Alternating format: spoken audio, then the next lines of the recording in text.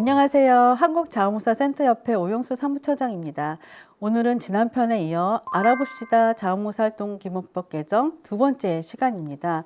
한국자원봉사센터협회와 한국중앙자원봉사센터가 함께 누구나 쉽게 이해할 수 있도록 자원봉사 기본법 개정의 주요 사안에 대해서 설명을 나누는 시간을 가지고 있습니다. 이번 시간에는 자원봉사 활동과 자원봉사자에 관한 조항들을 알아볼 건데요. 지금 제 옆에는 오늘 질문과 해설을 함께 해주실 두 분이 나와 계십니다. 한국중앙자원봉사센터 윤순아 사무처장님, 안녕하세요. 반갑습니다. 울산광역시 자원봉사센터 강호군 과장님, 네, 잘 반갑습니다. 부탁합니다. 네. 오늘 저희가 다룰 내용은 총 4가지인데요. 첫 번째 자원봉사 활동 범위에 대해서 한번 이야기해 보도록 할 거고요. 두 번째는 자원봉사 현황과 통계에 대한 내용이 어떻게 현장에 역할을 할 수 있을까에 대한 내용을 다뤄볼 것이고요. 세 번째는 자원봉사 현장의 인권에 대한 부분, 다음에 자원봉사 사고 시 책임에 관한 내용, 이렇게 총 4가지에 대해서 이야기 나눠보도록 하겠습니다. 네, 첫 번째 질문인데요. 이번 자원봉사 기본법 개정에 대해서 이제 여러 가지 준비를 하면서 자원봉사 활동 범위에 대한 얘기가 많이 있었어요. 사실 이 현장에서 이런 사례들을 많이 갖고 있을 것 같은데요. 과장님, 한번 얘기해 주실 수 있을까요? 이게 2026년이잖아요, 벌써. 네. 대한민국도 굉장히 스마트한 또 나라로 계속 문화가 많이 바뀌었습니다. 스마트폰을 이용해서 하는 자원봉사들도 있고 온라인으로 하는 자원봉사가 굉장히 지금 다양해지고 많아졌는데 이거 특히 청소년들이 좀 많이 참여를 해요. 왜냐하면 학업과 병행해서 좀 짜투리 시간에 할 수 있는 부분이기 때문에 그러니까 접근성이 굉장히 좋은 거잖아요. 근데 학교에서는 실제로는 인정을 또 안 해주더라고요. 예전 방식의 자원봉사자들이 모여서 관리자가 있고 이걸 누군가가 자원봉사자 인정해주고 이런 부분들이라서 그러다 보니까 좀 참여하는데 동기가 많이 저하되는 부분들이 있어요. 그래서 이번 개정안은 좀 좋은 것 같습니다. 아, 네. 뭔가 이렇게 변화에 좀 발맞춰가는 그런 느낌인데요. 유순아 처장님, 한번 설명해 주실 수 있으실까요? 네, 자원봉사 활동의 범위를 우리 법에는 열거 방식으로 설명을 하고 있죠. 사회복지나 보건증진에 관한 활동을 첫 번째로 해서 15가지로 자원봉사 활동의 범위에 대해서 정의를 하고 있습니다.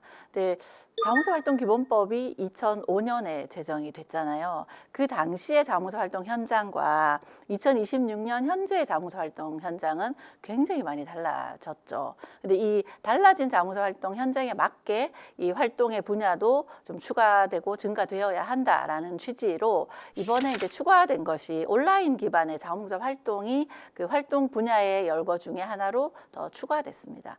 방금 현장 이야기도 하셨지만 이렇게 이제 법적으로 그 자원봉사 활동의 범위로 인정이 되면 학교 현장에서도 온라인 기반의 또는 요즘 온라인과 오프라인을 병행한 이제 하이브리드 방식의 자원봉사 활동도 많이 일어나고 있는데 그 활동들이 이제 인정될 수 있는 근거가 마련되었다라고 생각을 합니다. 네.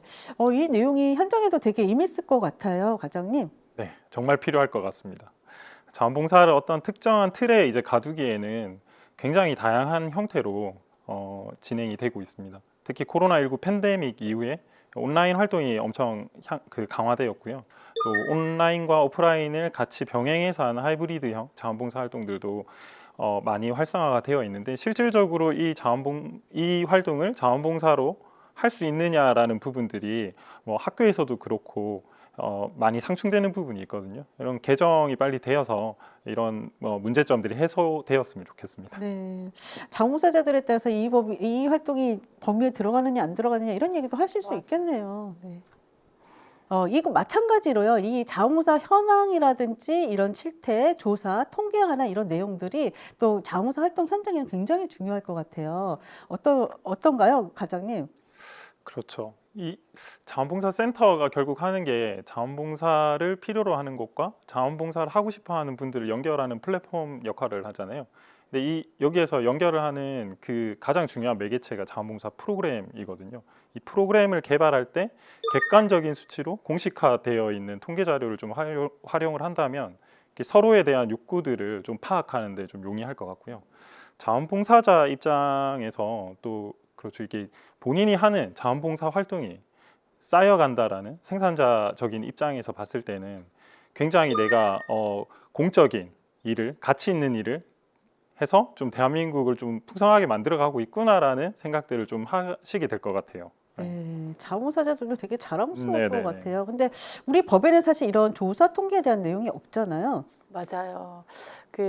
현재 우리나라는 국가데이터처로 바뀌었죠. 국가데이터처가 매년 실시하는 사회통계조사에 자원봉사 항목이 두세 가지 정도의 질문으로 공식적인 발표되는 것 외에는 국가에서 자원봉사 활동의 공식 통계로 채택된 건 없습니다. 네. 근데 진짜 이 지금 시기에 굉장히 반가운 소식 하나 현장과 함께 공유하고 싶은데요. 자원봉사 활동이 축적되고 데이터로 관리되는 1365 포털에 자원봉사 현황 통계가 국가 승인 통계로 채택이 되었답니다. 아, 그렇군요. 네. 아유. 박수 한번 치고 갈까요? 네. 사실 자원봉사 활동의 현황이라는 것은 참여율이라는 게 형태로 공표가 되죠. 이 참여율은 보통 그 사회에서 자원봉사 활동에 얼마나 많은 사람들이 참여하고 있고 그 사회가 자원봉사 문화가 얼마나 확산되고 있는지를 측정하는 지표로서 많이 활용이 됩니다. 그 의미에서 보면 자원봉사 활동을 하는 데이터가 모이고 그 데이터가 국가가 공식적으로 승인을 하는 데이터 통계로서 가치를 가진다라고 하면 현장의 자원봉사 관리자나 자원봉사자들에게 굉장히 인정받는 것 같은 좀 동기가 생길 거라고 생각을 합니다. 아, 이런 내용이 꼭 법 개정에 실려서 개정이 되었으면 하는 그런 바람이 생깁니다. 자연스럽게 이제 자원봉사자들에 대한 얘기로 좀 넘어갈 건데요. 우리가 이 다양한 활동들 또 다양한 이런 조사에서 나타난 내용들이 있는 만큼 또 사건 사고도 굉장히 다양할 것 같아요. 좀 여러 사례가 있을 것 같은데 과장님 어떠세요? 그렇죠.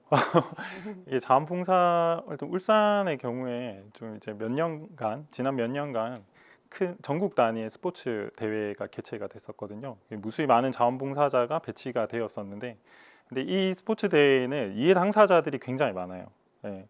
이 대회를 주관하는 곳부터 시작해서 참여하는 선수들, 그리고 후원하는 기업, 또 관람하는 시민들, 엄청 많은 이해 당사자들이 있지만 자원봉사자는 그저 아직까지 현실이 좀 그런 것 같습니다. 도와주는 사람, 좋은 일 하는 사람으로 좀 인식이 되다 보니 그냥 좀 막말을 하시거나 좀 지시 형태로 뭔가 도움을 요청하거나 하는 부분들이 있거든요.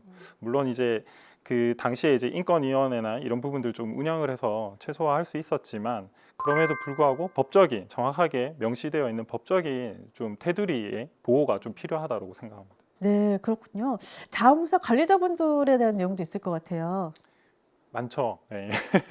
자원봉사가 사람과 사람 간의 신뢰로서 이렇게 진행되는데, 자원봉사 관리자들이 좀 전문가라고 저희는 생각을 하고 있는데, 자원봉사 단체 이제 뭐 좀 회장님들이나 이런 분들은 자원봉사 관리자의 연령대를 보고 좀 하대하거나 하는 경향들도 있고요. 또 참여하는 그 사람들이 굉장히 다양하잖아요. 이 과정 속에서 보면 자원봉사 관리자에 대한 인권들이 사실 뭐 이게 조금 배제되는 경우들이 많습니다. 그냥 요청을 하는, 관리자는 단순히 본인의 어려움을 요청하는 사람, 이렇게만 취급되는 경우들이 많아요. 맞아요. 지금 현행법에는 이제 이런 인권 보호에 대한 내용이 없어요, 처장님. 네. 그래서 이번 개정안에 사실 국가 및 지방자치단체가 자원봉사자 및 자원봉사 관리자에 대해서 인권 침해를 예방하고 차별을 금지하며 인권을 옹호할 책임을 진다라고 신설된 건데요. 사실 자원봉사의 가치와 철학의 가장 기본적인 핵심 가치가 인간의 존엄성에 대해서 모두가 인정하고 존중하고 보호받아야 한다라는 기본 전제가 있는 거죠. 그렇게 보면 이 자원봉사 기본법에 인권과 관련되는 책무와 의무를 근거를 명시했다는 측면에서는 굉장히 저는 의미가 있는 것이라고 생각을 하고요. 이렇게 이제 기본법에 명시가 되고 나면 현장은 이 기본법에 있는 근거를 제시하면서 예방적 차원에서의 뭐 인권 가이드라인을 만들어서 배포를 한다거나, 또 인권과 관련해서 감수성을 키울 수 있는 다양한 교육들을 통해서 이런 방금 현장의 이런 어려움이 좀 개선 개선될 수 있도록 미리 예방도 하고 또 발생했을 때 이 구제를 받을 수 있는 여러 가지 보호 대책들도 마련하고 시행할 수 있는 근거가 생겼다는 의미에서는 굉장히 중요한 그 의미를 담고 있다고 볼 수 있습니다. 네. 아니, 지금 방금도 말씀해 주셨는데 이런 사고와 관련해서 책임 문제가 계속 있었던 것 같아요. 현장에서도 경험 많으시잖아요, 과장님. 네. 그 어떤 예를 좀 들면 그렇습니다. 장애 아동과 함께하는 나들이 실제 있었던 이야기인데요. 장애 아동들을 데리고 나들이를 갔었는데 이 장애 아동이 순간 좀 돌발 행동을 한 거예요. 그래서 자원봉사자의 손을 뿌리쳐 버리고 넘어져서 다치게 된 사례인데 장애 아동 부모님 입장에서는 마음이 굉장히 아픈 일이죠. 근데 자원봉사자가 잘못했기 때문에 내 아이가 다쳤다. 또 이렇게 해서 법적 공방까지 가는 경우들이 있었거든요. 그래서 좀 자원봉사자 입장에서는 최소한의 이렇게 내가 희생만으로 한 활동이 아니라 공적인 활동을 했기 때문에 이러한 책임에 대한 부분들을 좀 보호해 줄 수 있는 법적인 좀 테두리가 있었으면 좋겠다라는 부분을 좀 말씀드리고 싶고요. 왜 착한 사마리아인의 법이라는 게 있잖아요. 구조 활동을 하는 사람이 악의적인 행동이 아니라면 최소한 법적으로 보호를 해주는 건데 자원봉사자에 대한 보호는 아직 없는 것 같아요. 그래서 이게 빨리 좀 개정이 됐으면 좋겠습니다. 그래서 이제 자원봉사자분들도 이 내용에 대해서 굉장히 관심 많이 가지실 것 같아요. 근데 이 부분에 대해서 혹시 도덕적 해이가 있는 건 아니냐, 있지는 않을까 이제 우려하시는 분들도 있을 텐데요. 사실 자원봉사 활동 현장은 이제 다양하게 또 훈련 받으신 전문적인 자원봉사 관리자분들이 이끌고 있기 때문에 이런 부분에 대한 우려는 또 함께 해결해 나갈 수 있을 거라고 생각을 합니다. 네, 이 부분에 대해서 혹시 처장님께서 더 해주실 말씀 있으실까요?